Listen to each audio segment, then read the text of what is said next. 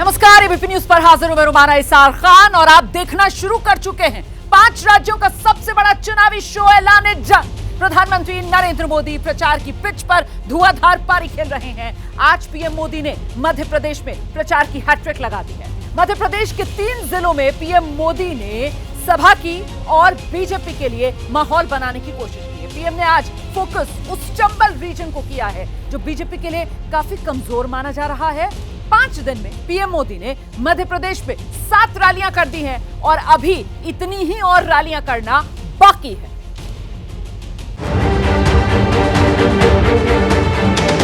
भारत माता की, भारत माता की।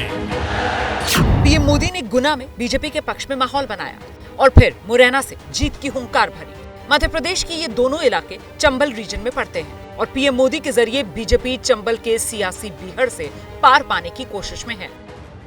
गुना केंद्रीय मंत्री ज्योतिरादित्य सिंधिया का गढ़ भी है और अपने गढ़ में सिंधिया ने पीएम मोदी की अगवानी की। मंच पर बीजेपी का पटका पहनाया और तीर कमान सौंपा ताकि चंबल का सियासी चक्रव्यूह भेदा जा सके।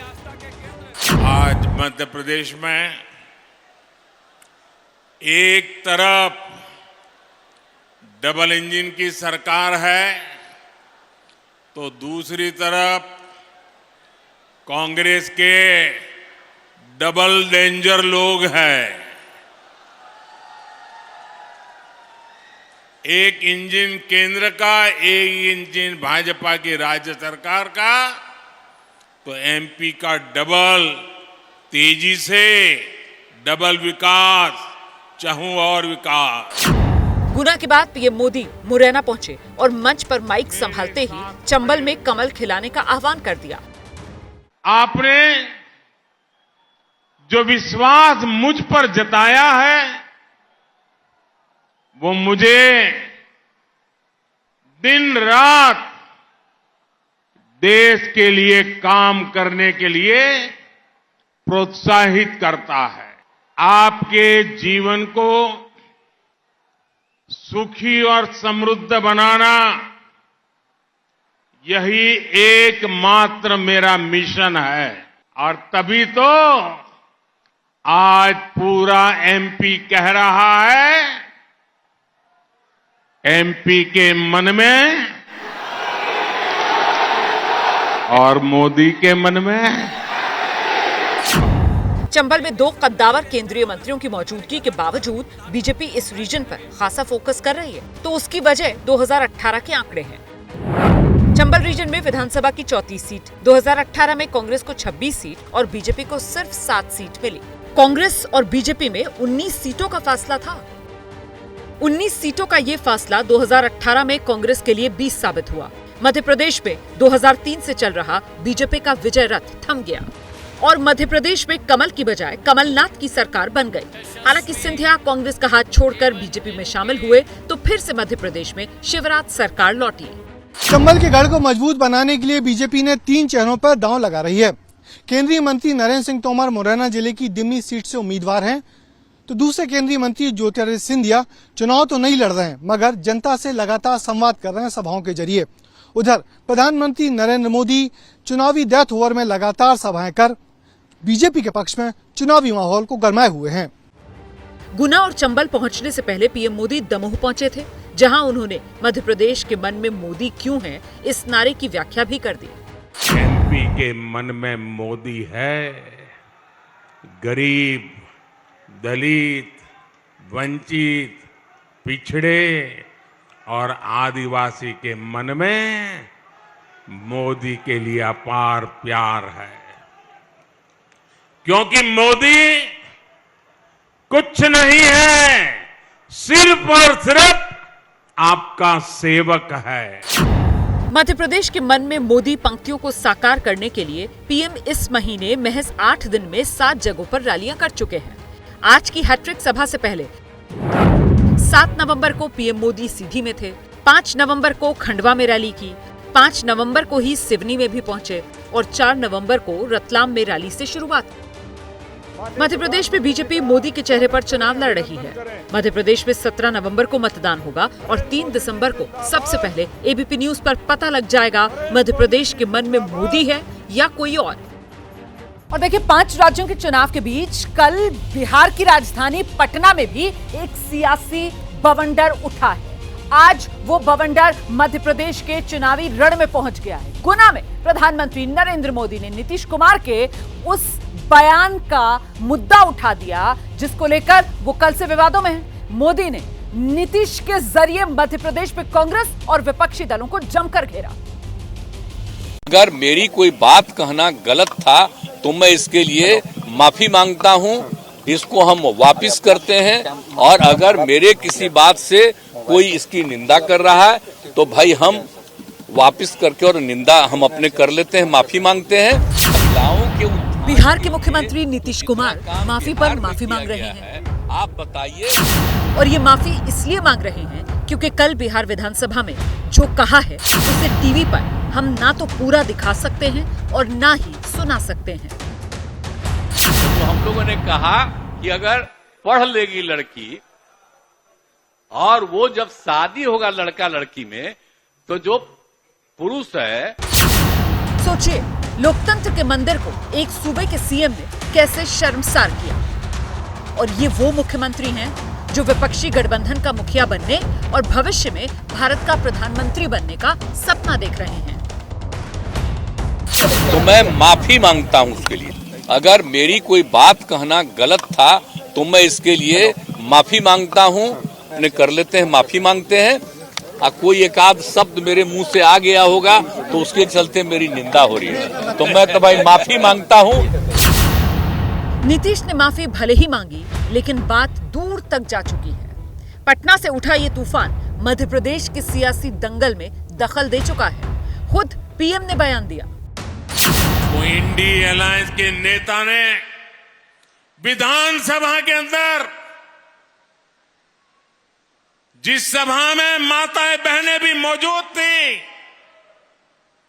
कोई कल्पना नहीं कर सकता है ऐसी भाषा में बद्दी बातें की। कोई शर्म नहीं है उनको।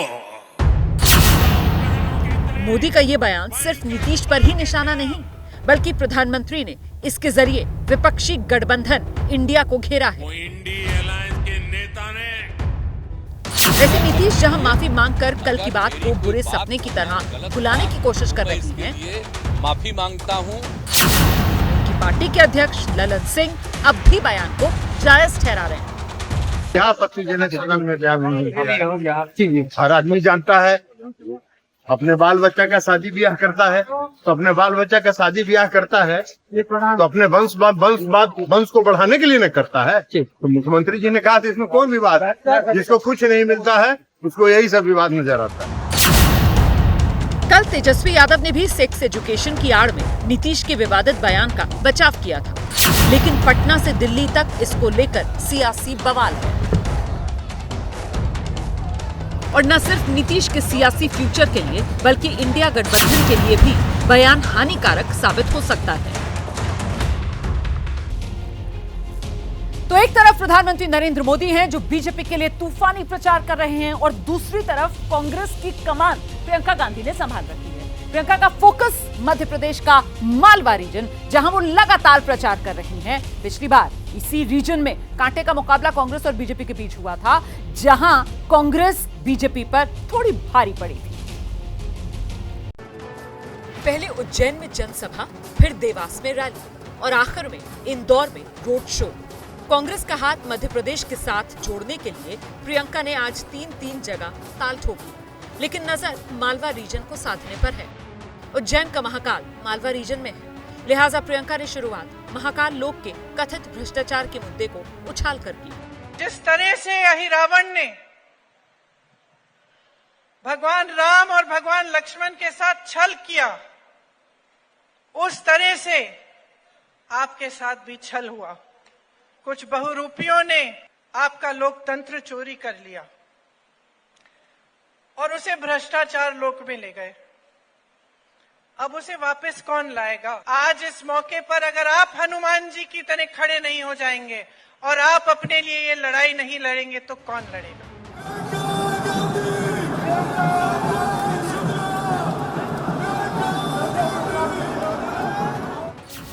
मालवा रीजन में विधानसभा की 45 सीट है। 2018 में कांग्रेस को यहाँ 23 सीट मिली थी, बीजेपी को 21, एक सीट अन्य के खाते में गई। 2018 की मालवा रीजन की इसी लीड को बरकरार रखने के लिए प्रियंका ने आज 3 जगहों पर ताबड़तोड़ रैली और रोड शो किए। प्रियंका ने इंदौर को प्रचार का सेंटर बना रखा है और यहां से वो लगातार प्रचार में जुटी।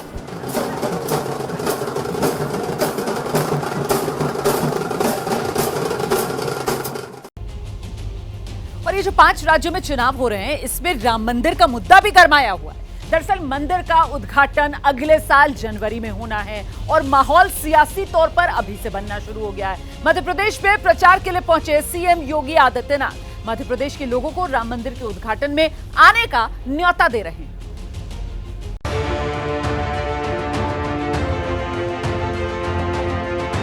रंगीन रोशनी से सराबोर ये अयोध्या धाम है।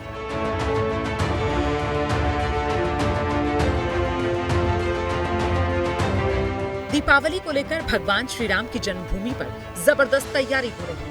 ये आखिरी मौका होगा जब रामलला की दिवाली टेंट में मनेगी।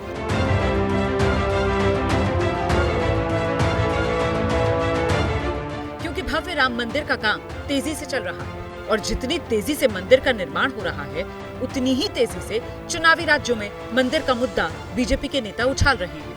तो मैं आपको ये भी आमंत्रण देने के लिए आया हूँ कि 22 जनवरी को रामलला के भव्य मंदिर में भगवान राम विराजमान होने वाले हैं। समाधान ऐसा जिसका कोई विकल्प नहीं हो सकता। डबल इंजन की सरकार मध्य प्रदेश में थी। महाकाल के महालोक की अनुभूति मध्य प्रदेश वासी कर रहे हैं। उत्तराखंड में केदारनाथपुरी, उत्तर प्रदेश में काशी विश्वनाथ धाम, एक चमक उठे हैं कैसे। ये है भारत।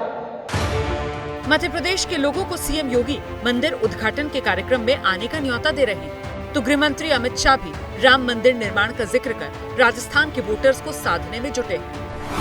धारा 370 हटाने का काम नरेंद्र मोदी जी ने किया।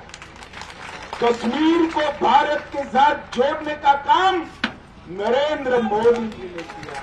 भाई हिलो मत, धीरे धीरे आओ भाई।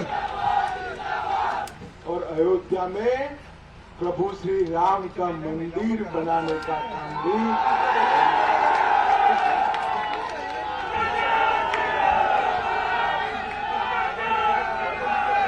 अयोध्या में 22 जनवरी को रामलला की प्राण प्रतिष्ठा होगी। मध्य प्रदेश और राजस्थान के चुनाव में जिस राम मंदिर का मुद्दा गर्म है, वहां दीपावली की क्या तैयारी है, ये बताने के लिए संजय त्रिपाठी अयोध्या पहुंचे। सरयू के घाटों को दियों से सजाया जा रहा है। इस बार का दीपोत्सव खास इसलिए भी है क्योंकि इस बार रामलला अपने अस्थायी मंदिर में पहली बार इस दीपोत्सव को होते हुए देखेंगे। तैयारियां विशेष हैं। मैं दिखाऊंगा राम की पैड़ी के दोनों तरफ।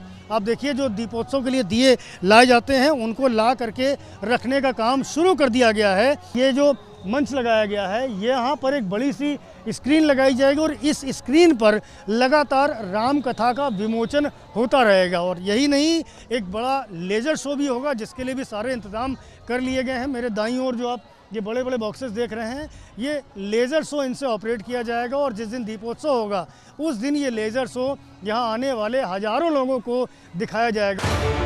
अयोध्या की ये दिवाली खास इसलिए है क्योंकि कुछ ही दिन बाद 500 साल का वनवास खत्म कर भगवान भव्य मंदिर में विराजने वाले हैं।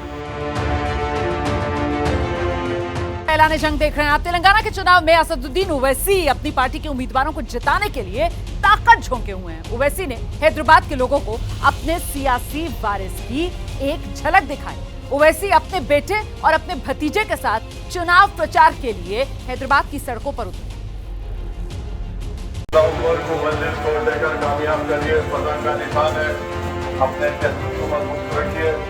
हैदराबाद के सियासी गढ़ को बचाने के लिए गली गली घूम रहे हैं ओवैसी। कार्यकर्ताओं की भीड़ और सुरक्षा कर्मियों की तैनाती के बीच एक बच्चा असदुद्दीन ओवैसी के पीछे पीछे चल रहा है।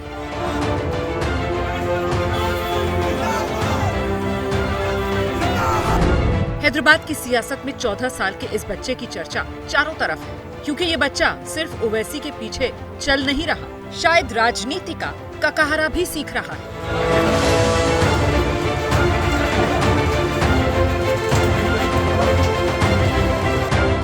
नीली टी शर्ट और जीन्स पहने इस लड़के का नाम सुल्तान सलाउद्दीन है, जो AIMIM के मुखिया असदुद्दीन ओवैसी का बेटा है। सुल्तान सलाउद्दीन का नाम उनके दादा के नाम पर रखा गया है, जो हैदराबाद की सियासत में बड़े नामों में शुमार थे।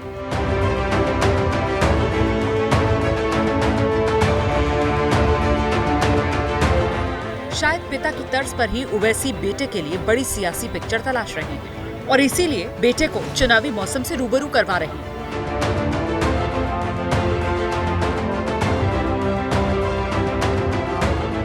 ओवैसी के साथ उनके भाई अकबरुद्दीन ओवैसी भी पैदल मार्च कर रहे हैं। अकबरुद्दीन के बेटे नूरुद्दीन भी पिता और ताऊ की पार्टी के लिए वोट मांग रहे हैं।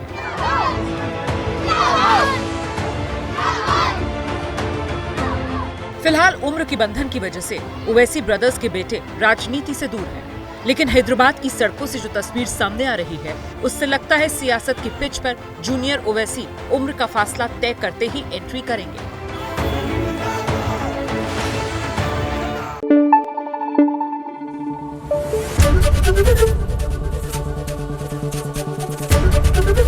ABP न्यूज आपको रखे आगे।